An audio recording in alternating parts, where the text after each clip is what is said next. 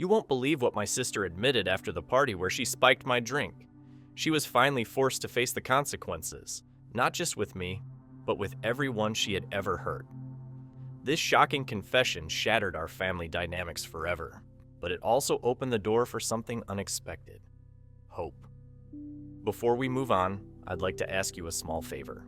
If you appreciate this content, please take a second to like this video and subscribe to the channel. Over 98% of you watch the videos without subscribing. It costs you nothing, but it makes a huge difference to us. So, did you click the subscribe button? Great, thank you so much. Now, back to the video. After years of betrayal, I finally realized forgiveness wasn't enough. To truly heal, I needed a different approach. Boundaries. It's easy to believe that forgiving someone will fix things, but deep down, I knew it wasn't working. Not with Vanessa. I felt exhausted, like I'd been carrying a weight I didn't even know was there. I couldn't shake the feeling that Vanessa still didn't understand the damage she had caused. Not just to me, but to the trust between us. That's when I knew I needed clear boundaries, rules that would protect me and give me the space to heal without constantly reopening the same wounds. Setting these boundaries wasn't easy. At first, I defined them for myself quietly. For example, I told her that while I wasn't ready to cut her off completely, I would take a step back from frequent phone calls and family interactions unless the focus stayed respectful. It turns out, I'm not alone in taking this approach. Research shows that setting boundaries, especially within families, is one of the cornerstones of personal healing. Family relationships can involve deep emotional connections, but they're also where unhealthy patterns tend to thrive. And while setting them might create temporary friction, they ultimately give both people the chance to grow. Not everyone in the family understood these changes right away. A couple of relatives thought I was being harsh when I skipped a group lunch Vanessa had planned, but I reminded myself this wasn't about making people like me. It was about setting boundaries that gave me peace. And here's the surprising part. Enforcing those boundaries wasn't just helping me. It was affecting Vanessa too. Without being able to rely on our old dynamic, where she could push me without consequence, she started having to sit with the discomfort of her own actions. For years, Vanessa's actions were fueled by competition and insecurity. That much was obvious to everyone who knew her. But when she decided to start therapy, it shocked all of us. She had always been reluctant to acknowledge her role in conflicts, let alone dig into the reasons behind it. Taking that step was entirely unexpected, and it came shortly after I set those boundaries. Whether she admitted it or not, I think it made her question things in a way she never had before. At first, Vanessa treated therapy like some sort of formality, something she had to get through rather than a real opportunity for change. She'd complain about the questions her therapist asked, brush off discussions about accountability, and even laugh about certain moments as if it wasn't serious. Her resistance was clear, but it didn't last. The deeper she got into those sessions, the more resistance gave way to something quieter, something I hadn't seen in her before: vulnerability. What truly pushed Vanessa to keep going was when her therapist suggested she take a closer look at patterns in her relationships. That's when she was diagnosed with borderline personality disorder with narcissistic features. Borderline personality disorder, when left unaddressed, can create chaos in relationships. It's rooted in difficulties with regulating emotions and self-image, which often leads to impulsive behavior, conflict, and deep insecurities. Her therapist explained that these behaviors weren't excuses, they were symptoms. Therapy became about managing those symptoms and, importantly, taking responsibility for the damage they'd caused. Through therapy, she uncovered feelings of inadequacy that stretched back much further than I realized. Her need to outshine others, especially me, wasn't born out of hatred or malice. It was fueled by her fear of being insignificant. She had always compared herself to me, not to tear me down, but to prove to herself that she could measure up. Hearing this surprised me. I had spent so long assuming her behavior was about tearing me down when, in reality, it was about her trying to build herself up. By the time she hit her breakthrough, you could see something different in Vanessa. She had a sense of self-awareness that I'd never seen before. It wasn't just about changing how she treated others, it was about changing how she viewed herself.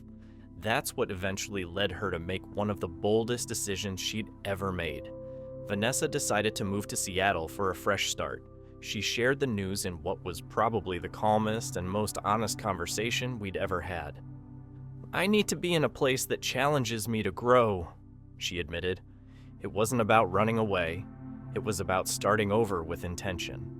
Her move became a symbol of everything she'd worked on. It was her way of showing she wasn't the same person anymore, not just to everyone else, but also to herself. This journey she was on wasn't about perfection, it was about progress. What I couldn't help but feel was that for the first time, we might be able to have a relationship built on something real. And honestly, that's where our story took a turn I never expected. 6 months later, there we were, Vanessa and I, seated across from each other at a small cafe. It wasn't planned, but it felt overdue. For the first time, it didn't feel like we were on opposite sides of some invisible battle. I noticed it immediately. No defensive tone in her voice, no subtle digs or posturing. Her shoulders were relaxed, and for once she seemed genuinely interested in what this conversation could mean for us. "I've spent my life competing with you," she said, breaking the silence early on, "resenting you, trying to take what you had instead of appreciating what I had. I'm truly sorry." One thing that had shifted for me was my understanding of what mutual respect really looked like. Setting boundaries wasn't just about protecting myself, it was also my way of showing that I respected her enough not to accept the old patterns anymore. She had realized that through therapy too. Her weekly sessions had peeled back the layers of defensiveness she'd carried for years. Her words sounded honest now, not just rehearsed lines she thought I wanted to hear. Building a better relationship wasn't going to come from begging for forgiveness or sweeping things under the rug. It was about accountability, something her therapist had drilled into her. Vanessa even admitted, "I'm trying to be responsible about my recovery." I didn't let my guard down completely.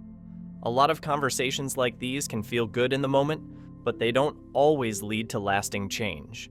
Still, seeing her take ownership of her actions and speak without defensiveness was new. Trust didn't rebuild itself overnight, but this was the foundation for something more. From the research I'd explored, mutual respect and accountability are at the core of repairing sibling relationships. Experts always emphasize how crucial it is to acknowledge wrongdoing clearly without minimizing the impact, and Vanessa had finally done that. What struck me most was how differently we communicated that day. Vanessa wasn't just waiting for her turn to talk like she used to. She was actually listening. She didn't try to excuse her past behavior. She said things like, "I understand why you felt that way," and you could hear that she actually meant it. Meanwhile, I maintained my boundaries. When the conversation veered into a topic that felt too emotionally charged, I told her we could revisit it later, and she agreed without arguing. This sense of mutual respect, this honesty, was new territory. The shift between us was subtle but powerful. Vanessa's decision to move to Seattle had also helped create space for this conversation. Distance gave her the chance to focus on herself and me the chance to heal independently. It was never about running away, but breaking free of the toxic patterns we'd both gotten caught up in. That day didn't fix everything. It wasn't about erasing the past, but for the first time, instead of walking away burdened by the weight of years of misunderstandings, we left with the same hope, a belief that our relationship didn't have to stay broken. It would take time, effort, and trust, but we now had the one thing we needed to get there, a willingness to try. Healing isn't about erasing the past, it's about learning from it and choosing a better future. For me and Vanessa, the journey wasn't clean or simple. It meant confronting painful truths and accepting that we couldn't go back to what we once were. The boundaries I set, the accountability Vanessa embraced, all of it created space for real change. If you've been hurt by someone close, remember that boundaries, honesty, and accountability can pave the way to something better. Our story isn't over, but for the first time, it feels like we're writing it together, and that's the real transformation.